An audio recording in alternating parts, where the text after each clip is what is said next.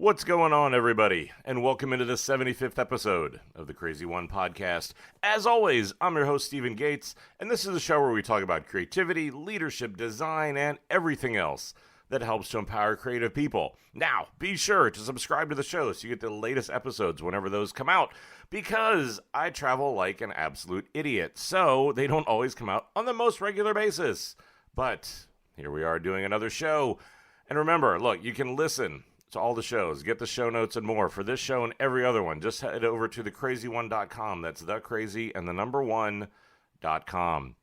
So yeah, I have been spanning the globe since last we spoke to each other.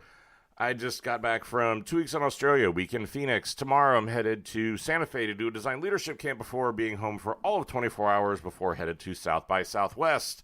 But I wanted to make sure that we kept the cadence going, kept the conversation going, and did another show. Now, probably about a week or so ago, I went out on social media, which I do on a decently regular basis, and asked, based on a couple topics I was thinking about, which one did you want to hear about most? And this is the topic that won. So I think the thing here is that how you're able to accomplish what you want to do inside of your company can be so complicated because other people are involved. And, I think one of the most common things that stands in the way of getting a lot of that work done is politics. And I think that dealing with politics often, in my experience, is a necessary evil. No matter what you think about them, no matter how much you maybe enjoy it, maybe you're like me and absolutely hate it. Because I think this is another one of these critical topics. And the reason why I think it's critical is because politics often will affect our budget, our ability to grow our team, our ability to get work out the door, and a lot of other things, because since creativity is subjective and involves other people, it tends to have a pretty big bearing on what it is we do. And it is a difficult subject. This is a subject that, just to be totally honest, there are times whenever I want to take on subjects, and this is one of them, where I don't think that I'm an expert on this by any stretch of the imagination. I think if anything, sometimes the politics and self-presentation and some of the things like that is something I still have quite a bit of work to be able to do. But I think, for me, it is the opportunity to try to learn something, to try to share what it is I've learned, try and share some of my experiences and my struggles. And, the challenge in doing a show like this is that politics are a dynamic problem and that they are unique to each company, because politics are directly associated with personalities, and personalities are different. So with that in mind, in this episode, I want to take a look at, I think, some of the emotional issues behind office politics, and I think really talk about how to deal with them in terms of habits instead of things like actions or lists or something like that. Because as I've started to think about this show and work through it, I just don't think that that's going to be any advice that's going to just sort of be broadly helpful. I think that it may be, something that I learned or saw one particular company, one particular person. I'm not necessarily convinced that that's going to scale. But today we're going to take a look at Corporate Politics 101. The intros, the basics, and how to survive any of it with any amount of grace, dignity, and most importantly, I think, any effectiveness. But where do we start about this? Because I think that, I've worked for a lot of companies, left a company, because what office politics really boiled down to was about one word for too many people, and that word was power.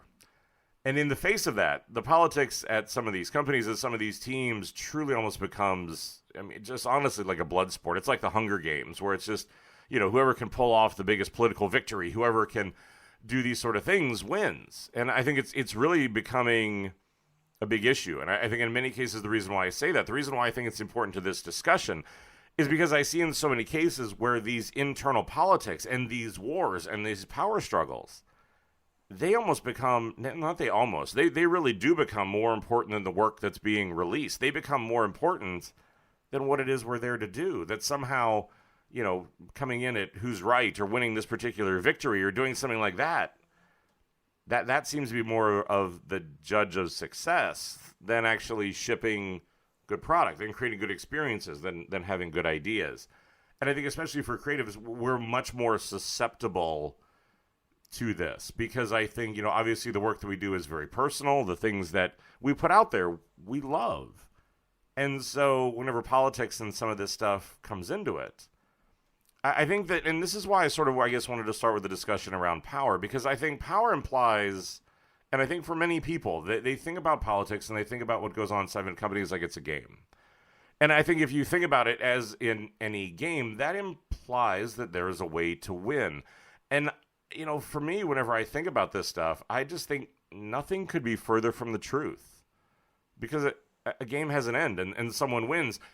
There is no way to win at business or win at office politics. So, there's not a trophy if you get the biggest team. There's not a trophy if you have the most power. There's not an end to this game. It's not a finite system. It's sort of an infinite thing that goes on, and the company goes on and the industry goes on, and there are these sort of things. So it's not a game where there's an end. But I think this underlying thinking that we should be playing for power is just fundamentally flawed. And I guess I don't really know that I have an answer for that, but it's definitely an observation that I've seen in a lot of companies and a lot of my own work and a lot of my own career is that people treat politics like a game. And that's not the discussion I want to have today, right? Like, I know as I did a lot of research, and the reason why I said I think there's a lot of information out there that's not helpful is I found tons of articles about how to win at office politics.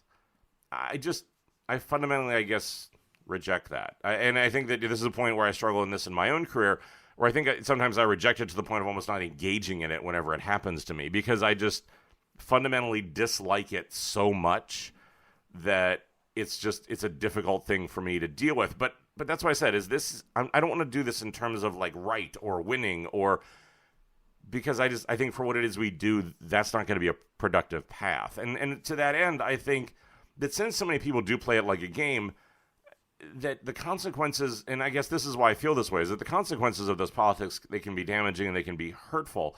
And I think in many cases, the reaction to this, the reason why I think so many people wanted to hear about this, is that the most common reaction here is that sort of fight or flight mentality.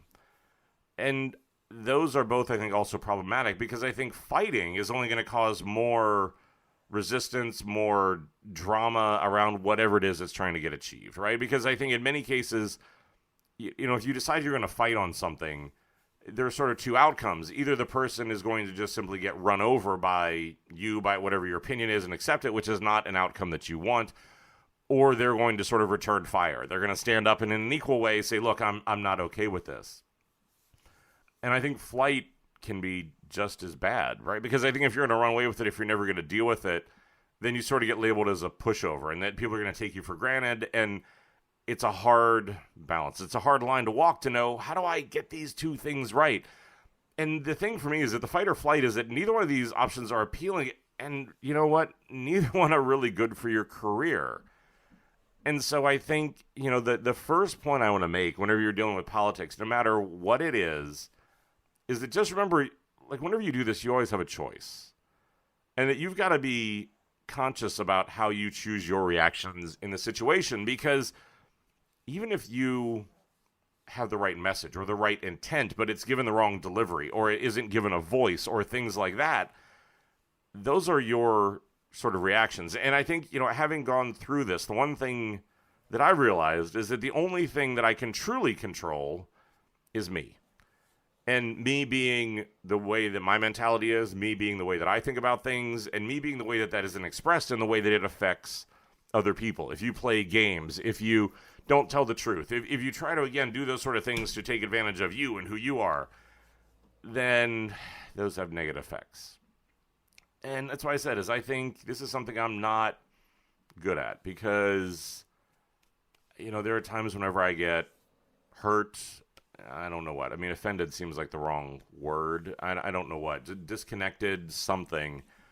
I try to do my best with it, but I know, man, I can handle this so much better. I think this is one of the things that I'm, just candidly sort of currently working on, is trying to figure out how to be better with some of this stuff, or how to see the glass half full whenever sometimes it gets hard to want to keep pushing that rock up the hill. And I think that, but this is the thing, right, is that just remember in all of this, that you've got a choice. Remember that no matter how bad the circumstances are, no matter how bad the situation is, you have a choice in how you feel and you react.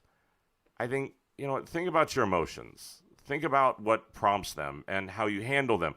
I've really talked in the past and repeatedly about why self-awareness and sort of self-regulation around emotional intelligence, like we talked about this in episode 70 around emotional intelligence, like why this is important. And I think it kicks in here because I think, this sort of emotional intelligence, it helps you pick up on what other people are doing, what their emotions are going on, and understand, what's a sort of approach that they might like or dislike. It lets you get a little bit of insight into that. And so I think, for me, that's sort of the foundation for this. But let's go in and actually start talking about how do you, like I said, not win at politics, but definitely at least understand it. And, I think that the reason why this is important, why it can be, I don't know what, in some cases can be useful, in other cases frustrating, is because politics often really short circuits your traditional like org structure, right? Like whatever you see on paper, whatever people put up and like, okay, here's the CEO and direct reports and all those sort of things. If that's your traditional org chart, one of the things that I've seen is that, politics doesn't sort of rearranges those boxes. And, that's why in a lot of cases, whenever I come into a new company, come into a new team, one of the things that I like to do is honestly just sit back and watch people, because I think you can tell a lot about what's really going on, because you'll see that the power in a company rarely flows through the lines of an org chart, right? Like it rarely goes that sort of straight top down. In some companies it does. But I think as you sort of get beyond the C level of the CEO and their direct reports, organizational power gets very interesting and very different. And like I said, I think it flows very differently. And as you start to study this, and this is something that I sort of became aware of, have tried to be more deliberate about, is that it really will sort of come into two different forms. There is what can be described as sort of like hard power and soft power. And let me explain what each of those are, right? So I think, hard power lines are the ones that, these are the ones that come from an org chart, right? It's based on things like if you have a title based on your years of experience, in some cases, whether you have an office or a cube or different things like that, right? But these hard power tends to be very visible and obvious to everyone. It is, that my title is bigger, I am higher on an org chart, my office is bigger, right? Like there is some hard, tangible thing that shows a demonstration of power. Now, the ways you can usually spot this in an organization, there are a few sort of tricks that I'll look for. I think one is, notice on your team, if people are referred to by title, or again, if they have an office, or like things like that, right? Like, and they're not referred to by their name, those are hard power lines, right? Like those are things that are definitely signifiers that is something that is important by a company. And, I'll work with some teams and you'll notice like they never refer to somebody as, Kevin or Susan. It's like, oh, our SVP, because somehow with the title will then come that, well, since they have that title, they must somehow be more important. We know that that's not the case, but it's something to look for. Now, soft power lines, those are something a little bit different, because these are the ones that don't follow the org chart. These are the ones that don't necessarily follow those sort of big visible things. These are ones that it's a little bit more based on things like relationships and trust hierarchies. It's based on what people can do, whose ear they have, what can they influence. If you think about it, even on your team, there's probably somebody who isn't, a really big title, but that's the one person that everybody goes to, or that's the person that can get things done. That's soft power. That's sort of more of the hidden network inside of teams. And I think, you can often see this because, look for things like decisions that are made by just rarely a handful of people, and that their power does not correlate to their title or their position in the company. Now, sometimes that can be because they're really caring. They really go out of their way. They're very giving. Like soft power comes out from a really good place. There's also times where soft power lines can be a bit like watching an episode of Game of Thrones, where it's just everyone's trying to manipulate each other and what can they do and who has what influence and trading on this sort of stuff. It's politics in the true negative sense of that word. But I think it's something that I do want you to be aware of and to pay attention to. And that even when you go back to your team and to your company, start to look for the difference between where the hard power lines sit and where do those matter, and where are the soft power lines and where do those matter, because you're going to find both. And recognizing when and where they come into play is important, because then you actually will understand and have a better sense of how do things really get done. Now, with that is, again, sort of the foundation about remembering you've got a choice and remembering to be able to kind of look for these power lines. And I said, I don't want to talk about this in terms of winning. That, for me, what I want to talk about this in terms of is habits that I think are going to serve you well. Because I think that, it's like I said, politics are, since people are involved, they're very different. They're very different organizations. And I think, as a creative, where we tend to need to move between a lot of different teams, there are just some habits that I think are probably going to be better for you to be able to develop. And so that's what I kind of want to walk through, is to be able to do these. And so really sort of put together what I think are the six best things that I think are going to help with this. Now, the first one is, look, we're in this age where we've sort of moved from visual design to product design, where in many cases we're being asked to do more. We're being asked to include more people in our process. We're being asked to play a different role than just like the quote-unquote make it pretty crowd, right? So as we're sort of in this space, I think one of the things that you'll see is that a lot of people have not caught on to the fact that this isn't just visual design anymore. And so we need to act differently. We need to do different things to be able to get our work approved. And I think one of the first biggest ones is, how do you actually build your connections, your network, your sort of group, your circle of power, whatever that is, inside of your company? Because, I'll even see, like, the number one problem that I see in a lot of leadership, a lot of creatives, whenever they come out of something like an ad agency and they go to an in-house team, they don't really understand the importance of building connections. And you see them struggle because, they think that they can either do whatever they want, or that they can just simply, almost like dictate that sort of thing, like just tell everybody else how it's going to be. And that's not how you get things done. I would argue, even at agencies, that's really not how you get things done. But I think, look, you come from a very design-centric culture, design-led, maybe you can get away with it. But you need to include other people. You need to include other teams. You need to build consensus to be able to do this. Because, again, remember, creativity, ideas, a lot of these things are highly debatable. And so our ability to bring other people in this, to build consensus, to build a cohort around us that agrees with us, I think, one, allows the work to move forward. But then I think in many cases, and the reason why I want to start with this is because it can protect really good ideas. Because if you have an adversarial relationship, those people are then going to come in and try to rip down the idea, to find faults in it, to immediately go to here's what's wrong. It's that snap judgment, just react without all the facts thing that drives creative sideways up the wall, right? Like it's not the way that we work. And, because what we're dealing with is something new. It's a little bit more fragile. So what you need to do is you need to look beyond your immediate team. You need to look at, again, what is that hierarchy? What are those power lines? What are the people that you have and start with very natural places that maybe you've got connections. Maybe it's coworkers, managers, executives, things like that. Because, that's where you want to start. Is start with the people where they quote unquote get it. Because those are going to be easy conversations for you to start with. And then once you do that, start to work out to the people that are a little bit more challenging, but just sort of build your base. And the other thing I'm going to tell you to do is to not be afraid of people that are politically powerful. Like I said, maybe that's a hard line, maybe it's a CEO, maybe it's a C-level executive, an SVP, a big title, right? Don't be afraid of them. Or don't be afraid of people that, again, have a lot of sort of soft power and are able to get things done. Get to know them. But I want you to do that because the reason why I see this go wrong so many times is that people want to get to people who are politically powerful to suck up, to score brownie points, to just be like, I can talk to the CEO or whoever that is, right? You need to build higher quality connections in that, right? Like that sort of empty flattery, that BS, that suck up, brown nosing thing with an executive of any quality, with a person of any power is going to fall flat. And if anything, is probably actually going to play against you. Because I think in many cases, just sort of finding that hollow reason to be able to do that, just so that you can get that little, self-validation, I guess, is not going to serve you well. But I think in many cases, I also see too many great people, too many great ideas, too many great things like that who stop themselves because they're like, oh, that person is too busy. Oh, that person doesn't have time. Oh, I don't, they're too important. They're whatever that is. That's you stopping yourself. Let's be clear. That is not them saying no. Like, look, you go to them, they don't have time, they don't do whatever it is, they're not interested, fine, then but take the shot.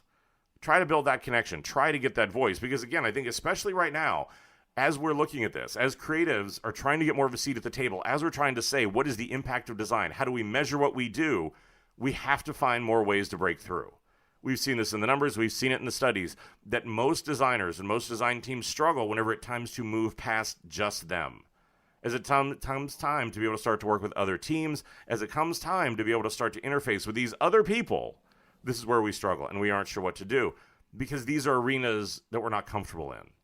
But look, that's the thing, right? Like, be friendly to everybody, but also to reach out and to make progress, invest in this. And look, whenever you do start this, don't align yourself too closely with any one group or another, especially if it is a highly politicized environment where it's sort of like West Side Story, where it's one side against the other. Don't get caught up in that because at some point that will usually blow up, burn out, do something. But to think about how are you building your connections, not only for you personally, but for your team, especially if you're in a leadership position. You need to be able to think about these things to be able to figure out how do you position your team to be successful, not only today, but in the future. Because in many cases, you might want to move them to a different part of the organization. You might want to get them funded differently. You might want to get them seen differently. And this is the way you're going to start to be able to do that. Now, from there, I think that politics is about people. So this is one of those cases where I will make an argument where I think that strong interpersonal skills will help you build and maintain a really good network. And this is going to come out of a few different things, right? I think there are the obvious ones around communication skills, about being friendly, about going up, talking to people, being open. Are you setting up office hours or AMAs or like whatever that is, right? Like those are just sort of the basic communication skills. There's 100 places you can go to find out about that with a lot of people who are smarter than me. I do think that when it comes to people skills, though, there are a few wrinkles in here that are important. I think one is, most importantly, how do you manage differences? Meaning, look, you're going to encounter conflict. You're going to encounter differences that might seem hard to sort of make sense of. This is going to happen at some point in your work. And I think that the ability to work through this and to not, because look, this unresolved conflict, I think it's damaging, it's disruptive, it affects morale and productivity. It can result in a lot of personal animosity, of people feeling like, they've got to take sides. It can, people can get very hurt. And most of the time, whenever you track it back, it's usually over some really dumb shit. Or it's like over something that, if handled the right way, really could have just been handled in a 5-minute conversation and not blown up into this Machiavellian, soap opera telenovela thing that it seems to have turned into. But understand how do you manage the differences. And I think in many cases, managing differences usually, for me, comes down to two things. One is getting to make sure that both sides understand the communication style in how do you actually communicate? Are you emotional? Are you rational? Are you a driver? Are you a facilitator? Are you, there's a lot of different studies online. I'll put links to a few of them in the show notes. But to understand that, again, people will communicate and want different things. That does not make you right or you wrong or them wrong. It just means that they're different. And as I've talked before, and you've heard me say, I feel like these differences, when managed correctly, can really go a long way. But I think whenever there are these sort of things, when you don't know how to manage your differences, it becomes suffocatingly toxic. And it's one of these things where, like I said, you need to be able to figure out how do you do that. And again, for your company and for you, but it's something you're going to need to do. And then there's the inverse of how do you manage agreement? Because the first step in that sort of thing, in interpersonal skills, in developing relationships with other people, is trust. Because trust is going to let you be more effective. It's going to make you take more risks. It's going to make you feel more secure. And I think, there are a lot of different things that you can do about this, but I think, you also need to look at how do you manage when things are going well, and how do you manage trust? Because, both of these sides of the coin, the conflict side is easier because it's just so much more apparent. But I think, whenever things are going well, trust can become a really important thing, because I think also the fall from a position of trust is so much bigger. It's so much higher. You feel even more emotional whenever something, comes out of that. But I think the other part of this is, and I see, look, I've seen a lot of people sort of lose their way as they try to develop this, is that whenever you're developing these skills, whenever you're thinking about you, I want to make sure that you think about how do you maintain your integrity, right? Like your ability to stand up for what you believe in, because I really think that's sort of central to any interpersonal skills, right? Integrity enables you to measure your choices and your decisions when you deal with other people, right? And to somehow benchmark it against your values. And I think that I've seen so many people who lose themselves. They lose themselves trying to be what they think executives or the company wants them to be. They lose themselves trying to pretend to be somebody, that they think is the way important people act. They lose themselves by, sort of not walking their talk. They lose themselves for a lot of different reasons.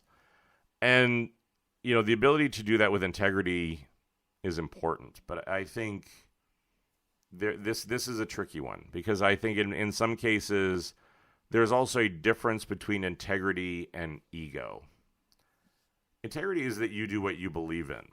That is like some people will talk about living your truth, speaking your truth, doing things like that, right? Like that, integrity is you doing that. But I think your integrity and your opinion cannot blind you. It is not a right, it is not a pass for you to run over people. It is not your ability to just do whatever the hell it is you want. Yes, believe in what you believe, but do not discount in the face of that what other people believe.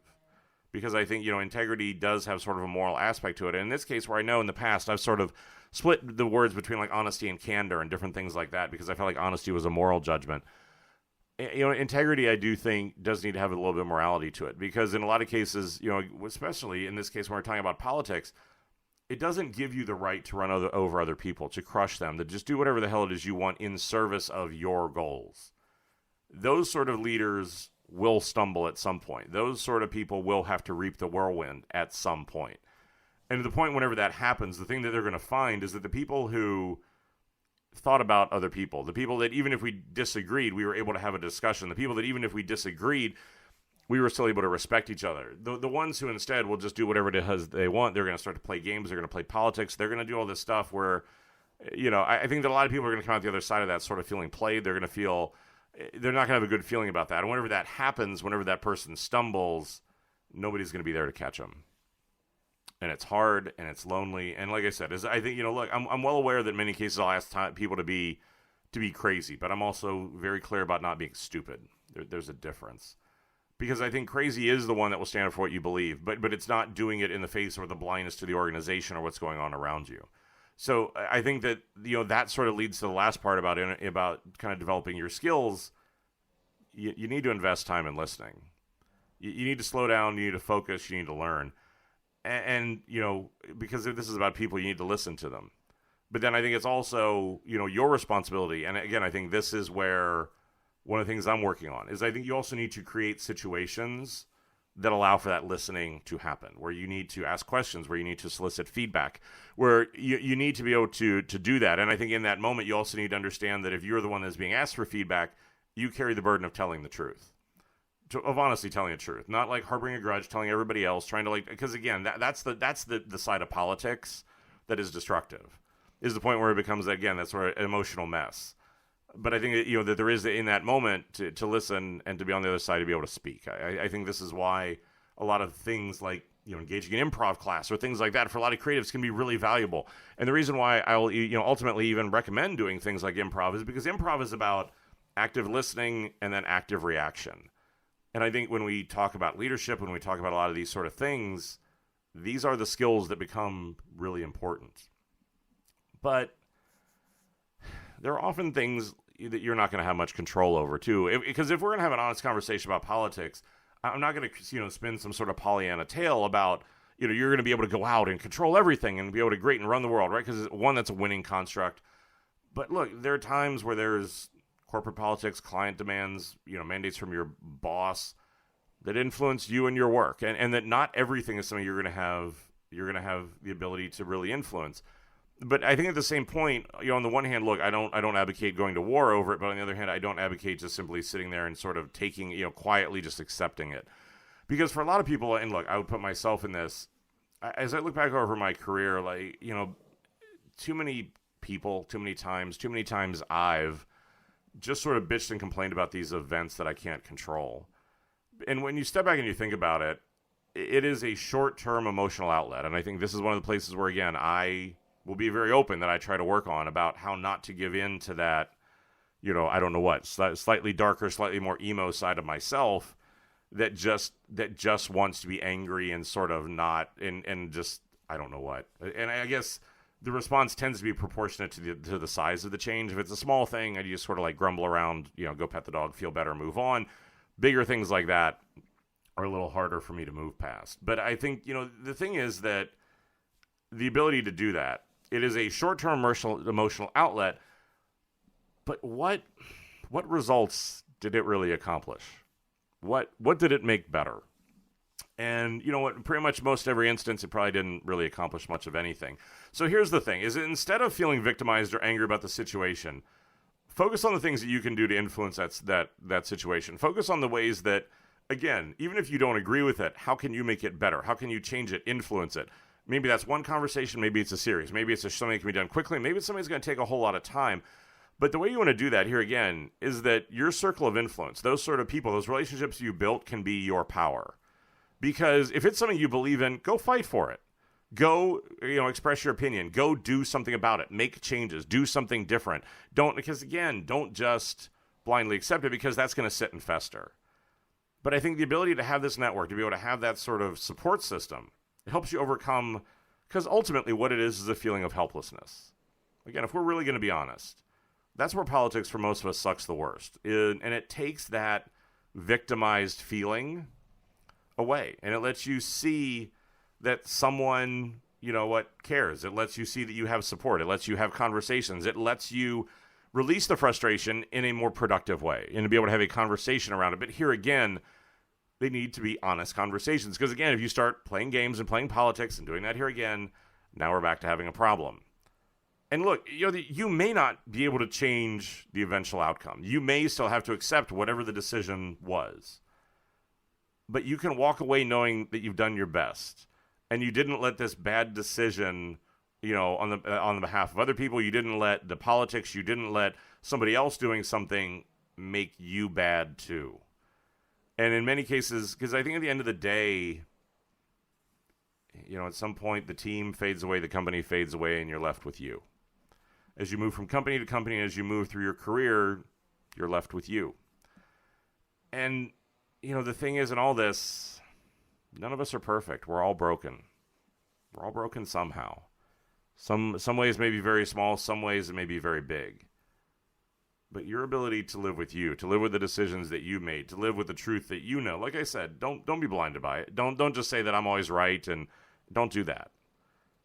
But your ability to know that you fought, that you tried, and you did it better, that is what can become incredibly important.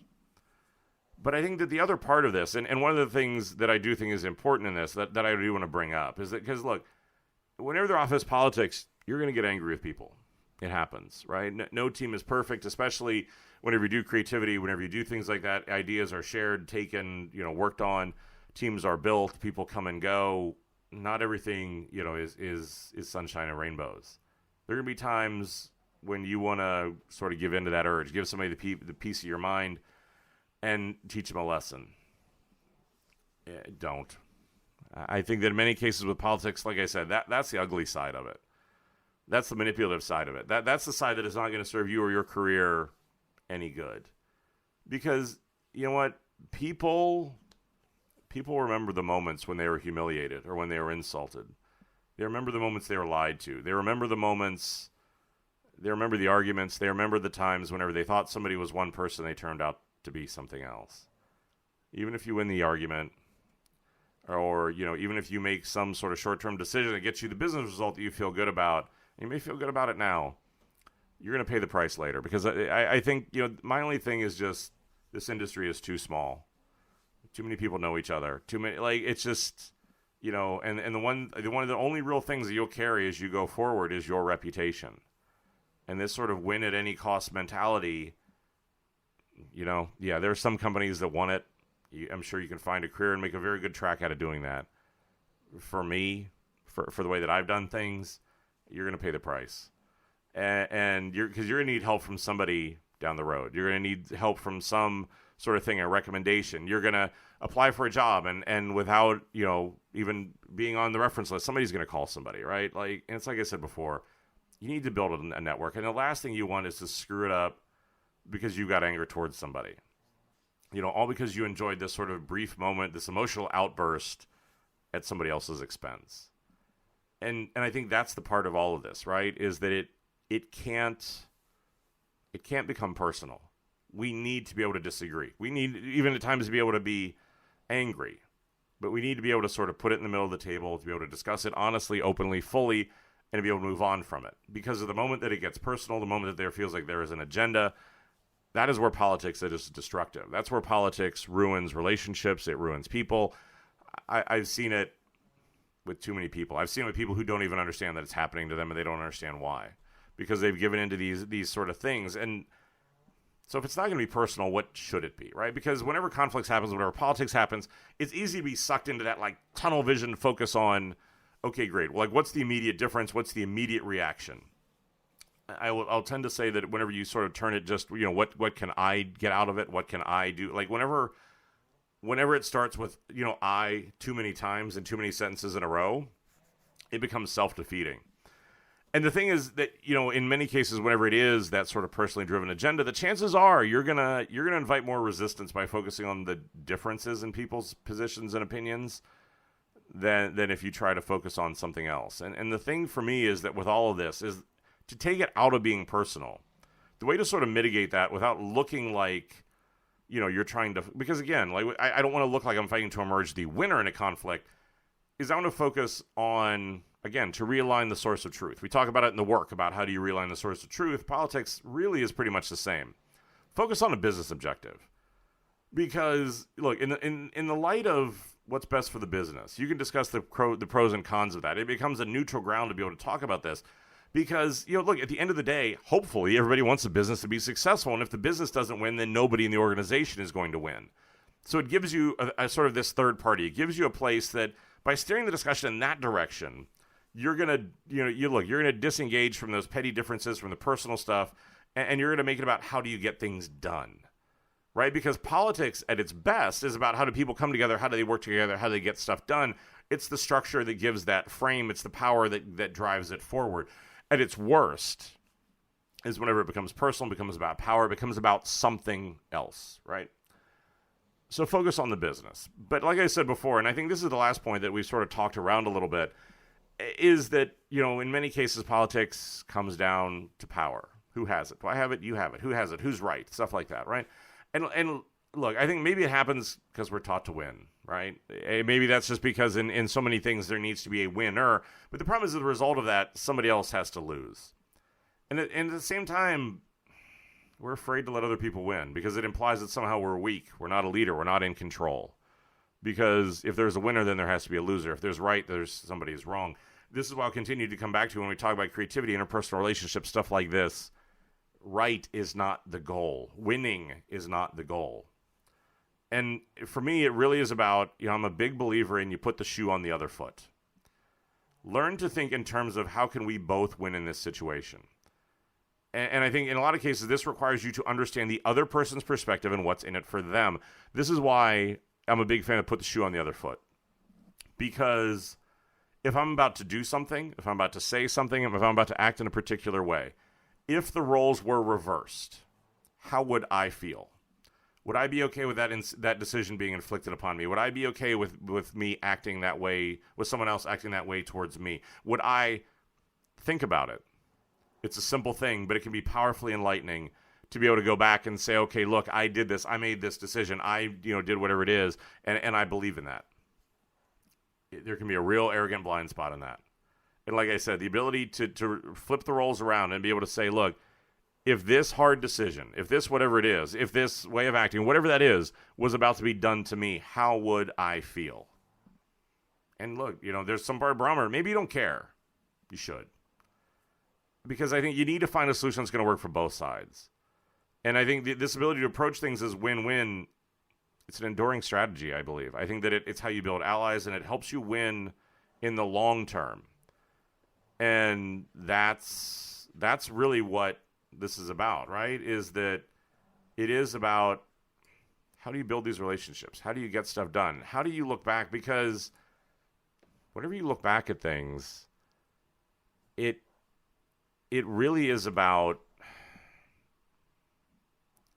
it's about how do you look back at what did you accomplish together, right? You remember the good stuff. You remember those sort of really high moments, and you remember the low moments. Everything else in between seems to fade away, right? Like all the conference calls, all the discussions, all that stuff fades away.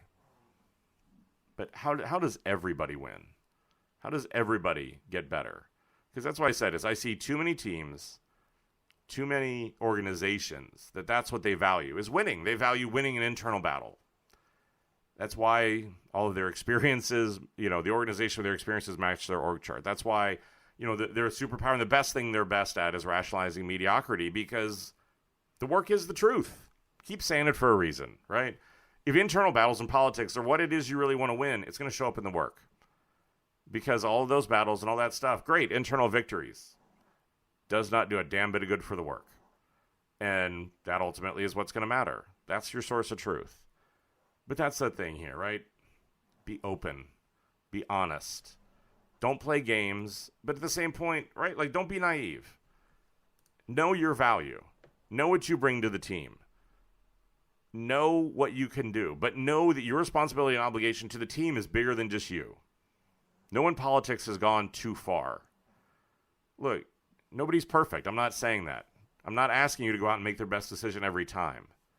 I'm asking you to think about other people. I'm asking you to try to take the better road. And when you don't, go back and have a conversation about it, an honest conversation about it. Say, I'm sorry. Talk about whatever that is. Find a way to get past it. Don't let it sit.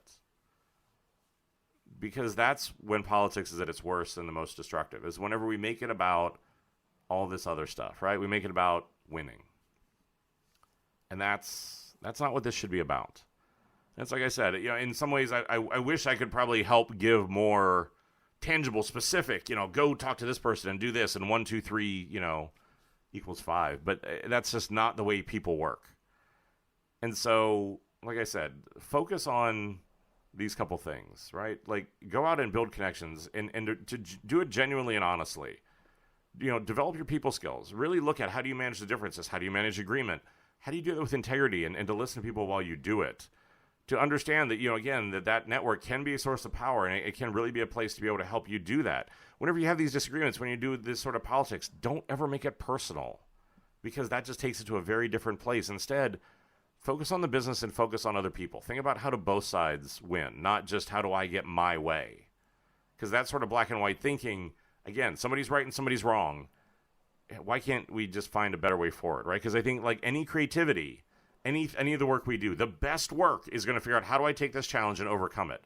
How do I incorporate that client feedback but still make it something that I'm proud of? This is a struggle that permeates through everything that we do. The thing is that whenever it goes into this space and into politics, it somehow becomes ever so more personal, and as a result, ever so more difficult to be able to make it work. So look, if this is helpful, if any of these shows are helpful, do me a favor. Head over to your favorite podcast platform. Take just a couple seconds. Click on the stars, leave a review. Let people know what you think about the show. Make sure you subscribe to this podcast on that same platform so you don't miss any episodes. As always, you can find out more about the podcast, related articles, learn about different things, stuff like that. Head over to thecrazy1.com, the words thecrazy and the number 1.com. You have any questions? You want to follow up on this? Look, follow me on social media. Like the show on Facebook. I'm always posting updates, articles. Ask me any questions. I'll get back to you as soon as I can. There are times like now, whenever I'm traveling like an idiot, I try to do it as quick as I can, but I'm just going to be honest, like, sometimes I get overwhelmed, so if you write me and I don't get back to you within, I don't know what, we'll say a week? How about a week? Does a week sound good? That if it's inside that time frame, ping me again and say, hey, I still really would love that answer. As always, everybody down in legal wants me to remind you that the views here are just my own. They don't represent any of my current or former employers. This is just me talking. And finally, I say it every time because I mean it every time, but thank you for your time. I know that time is truly the only real luxury that any of us have. I'm always incredibly humble that you want to spend any of it with me. So go out there. Fight the good political battle. Go out and make a good difference. And whenever you do it, don't be stupid. And instead, stay crazy.